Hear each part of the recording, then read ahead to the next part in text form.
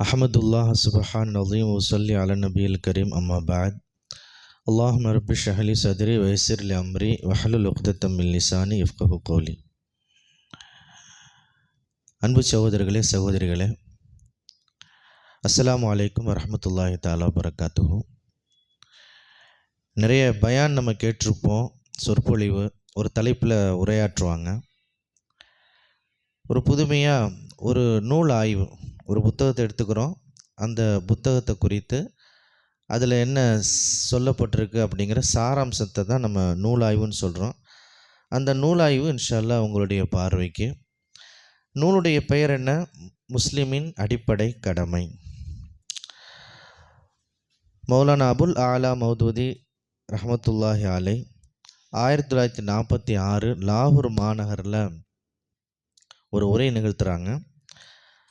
முஸ்லிம்களுக்கு மத்தியில் நிகழ்த்தக்கூடிய அந்த உரை தான் தொகுக்கப்பட்டு முஸ்லிமின் அடிப்படை கடமை அப்படிங்கிற தலைப்பில் ஐஎஃப்டி இஸ்லாமிய நிறுவனம் ட்ரஸ்ட் மூலமாக வெளியிடப்பட்டிருக்கு. உண்மையிலுமே இந்த புத்தகம் ரொம்ப அருமையான செய்திகளையும் தகவல்களையும் கொண்டது. ஒரு புதிய கோணத்தில் முஸ்லீம்களுக்கு அவங்களுடைய கடமையை நிறைவேற்றுது. சொல்லப்போனால் காலத்துக்கு தகுந்த மாதிரி சில செய்திகளை நம்முடைய கவனத்திற்கு கொண்டு வருவதில் இந்த நூல் அதனுடைய பணியை மிக சிறப்பாக செஞ்சுருக்குன்னு சொன்னால் அது மிக இல்லை. மௌலானா மௌதூதி அவர்கள் நிறைய செய்திகளை குறிப்பிடுறாங்க, நம்முடைய பொறுப்புகளை குறிப்பிடுறாங்க. தொடக்கமாக என்ன சொல்கிறாங்க அப்படின்னா,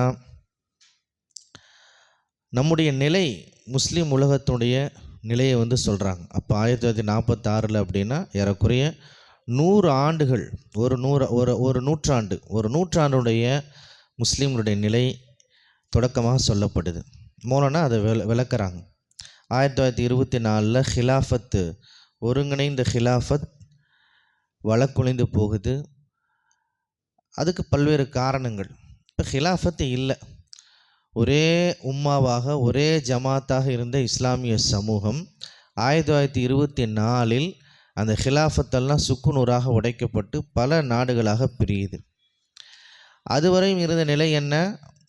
ஒரு முஸ்லீம் அப்படின்னா அவர் ஒரு உம்மாவனுடைய ஒரு பிரதிநிதி, முழு ஜமாத்தினுடைய பிரதிநிதி.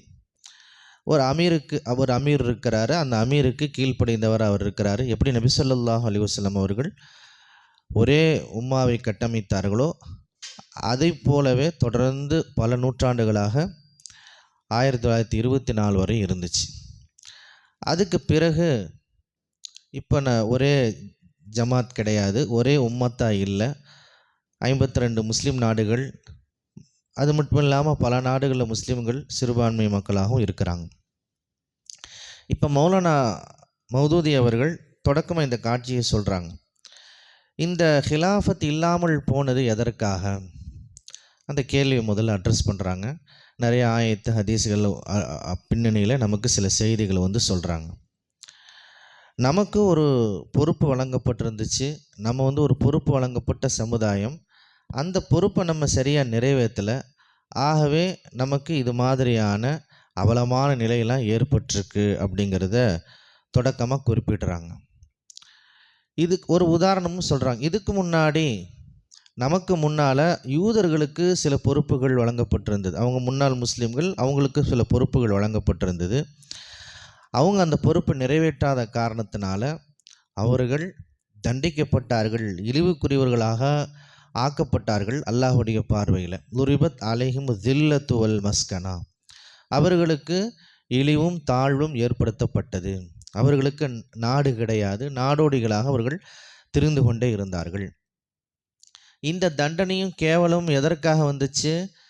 அவங்களுக்கு ஒரு பொறுப்பு இறைவனுடைய புறத்திலிருந்து வழங்கப்பட்டுச்சு, அந்த பொறுப்பை அவங்க சரியாக நிறைவேற்றலை.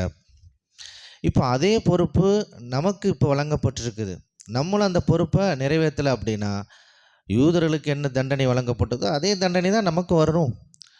யூதர்களுக்கு தனிப்பட்ட முறையில் அல்லாஹ்வுக்கு என்ன கோபம்?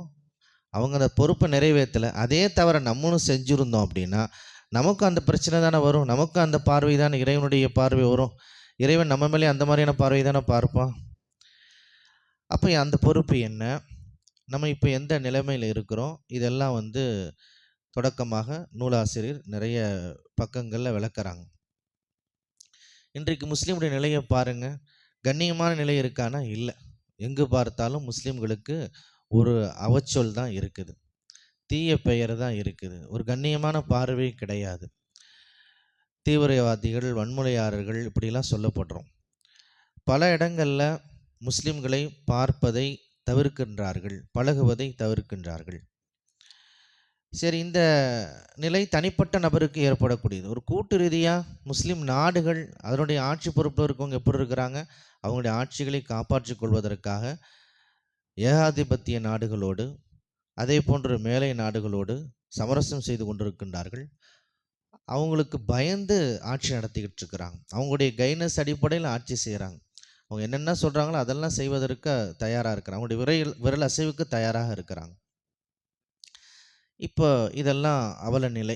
இப்போ இந்த அவல நிலைக்கு என்ன காரணம் அப்படின்னா, கதாலிக்க ஜால்னாக்கும் உம்மத்தம் வசத்தல் லித்தகூனு ஷுஹதா அலன்னாஸ். நமக்கு அல்லாஹ் ஒரு பொறுப்பு வழங்கியிருந்தா அந்த பொறுப்பை நம்ம செய்யலாம். வழங்கப்பட்ட பொறுப்பு என்ன? ஷுஹதா அலன்னாஸ். நாம் சான்று வழங்க வேண்டும், நாம் சாட்சி சொல்பவராக இருக்க வேண்டும். இதுதான் நமக்கு வழங்கப்பட்டிருந்த பொறுப்பு. சான்று வழங்குவது, சாட்சி வழங்குவது, ஷஹாதத்துனா என்ன அப்படின்னா, இந்த மார்க்கத்திற்காக நாம் சான்று பகருவது. எப்படி இறைத்தூதர் நமக்கு வாழ்ந்து காட்டினாங்களோ, நமக்கு எப்படி இறைத்தூதர் பிரச்சாரம் செய்தார்களோ, அதே போன்று இந்த அகில உலக மக்களுக்கு இந்த உம்மத்தே முஹம்மதியா, முஹம்மது ஸல்லல்லாஹு அலைஹி வஸல்லம் சமூக மக்களாகிய நாம், அதாவது முஸ்லிம்களாகிய நாம் அவர்களுக்கு சான்றுப்பவர்களாக இருக்கிறோம். அவங்களுக்கு நம்ம வாழ்ந்து காட்டணும், அவங்களுக்கு நம்ம சுகதாக்களாக இருக்கிறோம். இப்போ சான்று பகர்தலில் 2 வகை இருக்குது. ஒன்று சொல் சான்று வழங்குவது, இன்னொன்று செயல் சான்று வழங்குவது. சொல் சான்று நம்ம வழங்குகிறோமா, வணங்கி இருக்கிறோமா? இஸ்லாம் தான் வாய்மையான கொள்கை, இஸ்லாம் தான் சத்தியமான கொள்கை, இஸ்லாம் தான் எல்லா பிரச்சனைக்கும் தீர்வு அப்படிங்கிறத நம்ம பிரச்சாரம் செய்கிறோமா? இஸ்லாத்தின் பக்கம் வாருங்கள்னு சொல்லி முஸ்லீம் அல்லாதவங்க நம்ம அழைக்கிறோமா? உண்மையில் இந்த சான்றுங்கிறது ரொம்ப முக்கியமானது. நமக்கு இறை தூதர் ஷாஹிதாக அனுப்பப்பட்டார்கள், சான்று வழங்குபவர் அனுப்பப்பட்டார்கள். ஏன் சான்று அனுப்பப்பட்டாங்க? அல்லாஹ் அதையும் திருக்குறான்னு சொல்லி காட்டுறான். ருசுலும் முபஷிரீன் முந்திரீன் லி அல்லா யக்கூன லின்னாஸ் அலல்லாஹி ஹுஜ்ஜத்தும் பஅத ருசுல். அல்லாஹ்விடம் நாம் சாக்கு சொல்லிவிடக்கூடாது என்பதற்காக எல்லா இறை தூதரை அனுப்புகின்றான். அல்லாவே எங்களுக்கு செய்திகள்லாம் எதுவுமே வரலை என்று இறைவனிடத்திலே சொல்லி தப்பித்து விடக்கூடாது என்பதற்காக, சாக்குப்போக்கு சொல்லிவிடக்கூடாது என்பதற்காக அல்லாஹ் தன் புறத்திலிருந்து ஒரு கருணையாக இறை தூதரை அனுப்பி, ஒரு சான்று வழங்கக்கூடியவரை அனுப்பி இந்த மார்க்கத்தின் செய்திகளை நமக்கு எடுத்து சொல்கின்றார்கள். இந்த பொறுப்பு இறை தூதர்கள் வழங்கப்பட்டிருந்தது. இறை தூதர் இந்த பொறுப்பை மிகச்சரியாக உள்வாங்கியிருந்தாங்க. அதனால தான் அந்த கவலையோட இந்த மார்க்க பணியை மிக சிறப்பாக செஞ்சாங்க. அவங்க சொல்வதில் எந்த குறையும் வைக்கவில்லை. எந்த ஒரு மனிதனும் இறை தூதருக்கு எதிராக, தனக்கு எதிராக நாளை மறுமையில் இவர் சரியாக சொல்லலை, யா அல்லாஹ் தூதுத்துவ செய்தியை சரியாக சொல்லலை அப்படின்னு சொல்லிடக்கூடாதுங்கிற அடிப்படையில், தனக்கு எதிராக விரல் நீண்டு விடக்கூடாது என்கிற அந்த கவலையை உணர்ந்து, பொறுப்பை உணர்ந்து இறை தூதர்கள் களமாடி இருக்கின்றார்கள். மிகச்சிறப்பாக இந்த செய்தியை எடுத்து சொல்லியிருக்கின்றார்கள். அதே போல தான் அந்த பொறுப்பு தான் நமக்கு வழங்கப்பட்டிருக்கு. நாம் அந்த செய்தியை சொல்லணும். இப்போ நம்ம எங்கே சொல் சான்று வழங்குறதே இல்லையே. அது மட்டும் இல்லாமல் இஸ்லாத்திற்கு எதிரான சான்று தான் நம்ம சொல்லிக்கிட்டு இருக்கோம். நம்முடைய மருத்துவர் என்ன சொல்கிறாங்க? இஸ்லாமிய வழிகாட்டுதலின் அடிப்படையில் மருத்துவங்கள் பார்க்க முடியாது அப்படின்னு சொல்லி நம்முடைய முஸ்லீம் மருத்துவர்கள் சொல்கிறாங்க. நம்முடைய முஸ்லீம் ஆட்சியாளர் என்ன சொல்கிறாங்க? இஸ்லாத்தின் அடிப்படையில் ஆட்சி செய்ய முடியாதுன்னு சொல்லி இஸ்லாத்திற்கு எதிரான சொல் சான்று சொல்கிறாங்க. இந்த காலகட்டத்தில் இஸ்லாத்தின் அடிப்படையில் வாழ முடியாதுங்க அப்படின்னு சொல்லி பாமரர்கள் இஸ்லாத்துக்கு எதிரான சான்று சொல்கிறாங்க. இப்படி இஸ்லாத்திற்கு ஆதரவாக சொல் சான்று வழங்கக்கூடிய முஸ்லீம்கள் எதிராக சாட்சி சொல்லிக்கிட்டு இருக்கிறோம். இது ஒரு பக்கம். இரண்டாவது செயல் சான்று. இஸ்லாத்தை தன் வாழ்வில் தனிப்பட்ட முறையிலும் கூட்டு வாழ்விலும் முறையாக இஸ்லாத்தை பின்பற்றுவது. இஸ்லாம் அப்படின்னா என்ன? திருக்குரானும் ஹதீஸும், அதுதான் இஸ்லாம். இல்லை, இஸ்லாத்தை எங்கே பார்க்க முடியும்? முஸ்லீம்களை தான் பார்க்க முடியும். முஸ்லீம்கள் தங்களுடைய வாழ்வில் இஸ்லாத்தை பின்பற்றினால், வெளிப்படுத்தினால் அதுதான் செயல் சான்று. மது குடிக்கக்கூடாது, திருடக்கூடாது, தொழுகையை நிலைநாட்டும், இதெல்லாம் செயல் சான்றுகள். அப்போ சொல் சான்று செயல் சான்றின் அடிப்படையில் நாம் சாட்சியாளர்களாக இருக்கிறோம், சான்றுபவர்களாக இருக்கின்றோம். இந்த பொறுப்பு நம்ம சரியாக செய்யாதனால யூதர்களுக்கு வழங்கப்பட்டது போலவே இப்பொழுது நமக்கு இழிவும் தாழ்வும் வந்து சேர்ந்திருக்கிறது. இப்போ நம்ம சான்று பெறக்கூடிய மக்களாக ஆகணும் அப்படின்னா, சொல் சான்றும் செயல் சான்றும் வழங்குவராக ஆகணும் அப்படின்னா, நாம் ஒன்றிணைய வேண்டும், ஒரு ஜமாத்தாக ஆக வேண்டும். ஏனென்றால் அடுத்த மௌலானா மோதி வந்து அந்த உரையை வந்து கொண்டு போகிறாங்க. இஸ்லாத்தினுடைய எல்லா விஷயங்களுமே பெரும்பாலும் கூட்டு ரீதியாக தான் வடிவமைக்கப்பட்டிருக்கு. ஒரு சில விஷயங்கள் தனிப்பட்ட முறையில் செய்யலாம், ஆனால் பெரும்பாலும் கூட்டாக தான் செய்ய முடியும். அப்போ ஒரு ஜமாத்தினுடைய தேவை அங்கே உருவாகிறது. இப்போ ஒரு ஜமாத்தினுடைய தேவை வருது அப்படிங்கிற அடிப்படையில் தான் மௌலானா மௌதூதி ரஹ்மத்துல்லா அப்பொழுது ஜமாத் இஸ்லாமி ஆரம்பிக்கிறாங்க. அதை மக்கள்கிட்ட அறிமுகப்படுத்துகிறாங்க. ஜமாத் இஸ்லாமி எதற்காக ஆரம்பிக்கப்பட்டது, இந்த நோக்கத்திற்காக தான் ஆரம்பிக்கப்பட்டது அப்படிங்கிறத பிரகடனப்படுத்துகிறாங்க. ஜமாத்துடைய நோக்கம் என்ன? ஒரு அல் ஜமாத் ரசூல் ஸல்லல்லாஹு அலைஹி எப்படி உருவாக்குனாங்களோ அந்த ஜமாத்தை உருவாக்குறது தான் நோக்கம். ஆனால் அந்த ஜமாத் மாதிரி இது கிடையாது. இப்போ தான் அந்த ஜமாத் சிதைஞ்சிருச்சு. 1924 அது சிதைஞ்சிருச்சு. இப்போ மீண்டும் அதை புனரமைக்க வேண்டும் என்றால் நாம் அதை நோக்கி செல்ல வேண்டும். பல ஜமாத்துகள் உருவாக வேண்டும். முஸ்லீம்களை இந்த சான்று பொருளாக மாற்ற வேண்டும். அதன் அடிப்படையில் தான் மீண்டும் அந்த அல் ஜமாத்தை உருவாக்க முடியும். அப்போ ஜமாத் இஸ்லாமியினுடைய நோக்கம் என்ன அப்படின்னா இதுதான், முஸ்லீம்களை சான்று வழங்குபவர்களாக, சாட்சி சொல்பவர்களாக உருவாக்குவது. இப்போ இதை புரிந்து கொண்டு ஜமாத் இஸ்லாமில் இணைந்தவர்களுக்கு நம்ம என்ன சொல்கிறோம் அப்படின்னா, இஸ்லாத்தை தான் சொல்கிறோம், வேறு ஒன்றுமே இந்த பொறுப்புகளை தான் நம்ம சொல்கிறோம். நீங்கள் இந்த மக்களுக்கு ஷாஹீதுகளாக இருக்கிறீர்கள், எப்படி இறைத்துதல் அதே போன்று நீங்கள் இருக்கிறீர்கள். இந்த பணியை தான் நம்ம என்ன செய்கிறோம் அப்படின்னா அவங்களுக்கு வந்து நினைவூற்று அந்த பணியை வந்து வழங்குகிறோம். இப்போ இங்கே சில ஐயங்கள், சில கேள்விகள்லாம் வருது. ஜமாத் இஸ்லாமி அப்படிங்கிறது முஸ்லீம்களுக்கு மத்தியில் ஒரு பிளவு உருவாக்குதா அப்படிங்கிற ஒரு கேள்வி வருது. உண்மையிலே இது பிளவு கிடையாது.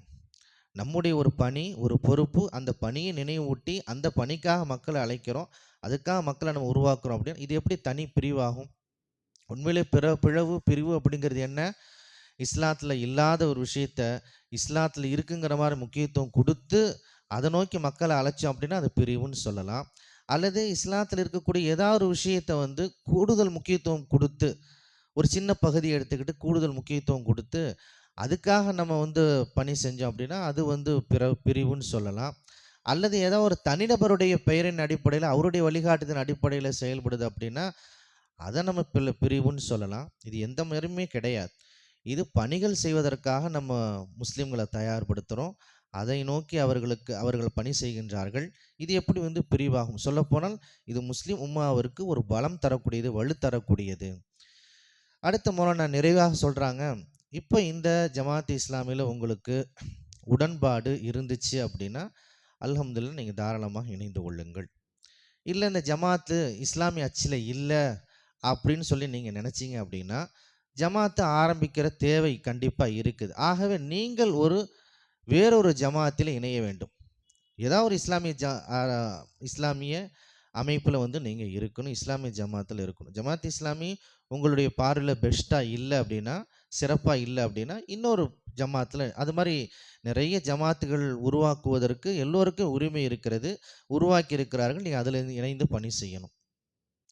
இல்லை மூன்றாவது ஆப்ஷன், நீங்கள் வந்து உங்களுடைய பார்வையில் ஜமாத் இஸ்லாமியும் சிறந்த அமைப்பாக தெரியல, வேறு எந்த இஸ்லாமிய இயக்கமும் உங்களுடைய கண்களுக்கு தெரியல, எதுவுமே இஸ்லாமிய அச்சில் இல்லைன்னு சொல்லி நினைக்கிறீங்க அப்படின்னா நீங்களாகவே ஒரு ஜமாத்தை உருவாக்குவது உங்கள் மீது கடமையாகி விடுகிறது.